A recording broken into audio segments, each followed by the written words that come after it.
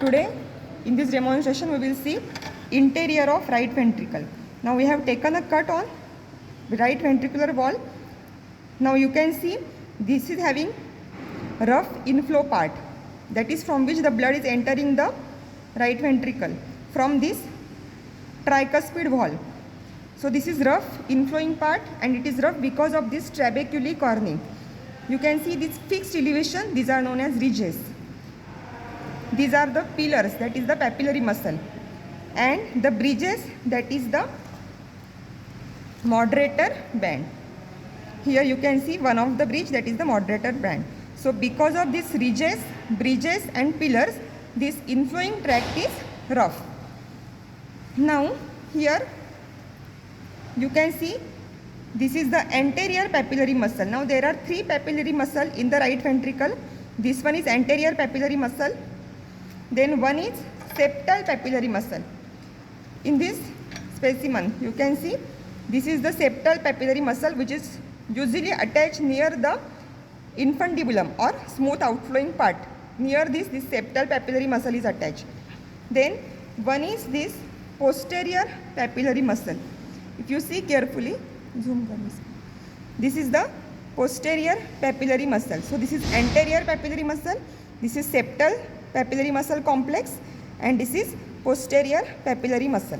So there are three papillary muscle. Now here you can see moderator band.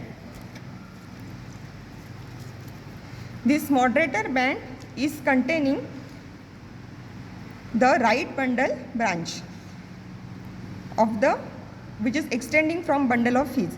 So this is containing the right bundle branch, which is part of conducting system of heart. And here it's connecting this interventricular septum here to the base of anterior papillary muscle. So this part is moderator band. Now let's see what is the complex, that is the tricuspid wall complex.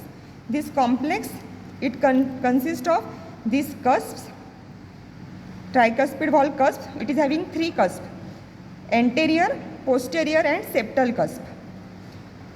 Now the connecting to this cusp to the apex or upper one third of anterior papillary muscle, these are the chordae tendineae, which are the endothelial covered fibrous bands which are extending from apex of the papillary muscle to the cusps.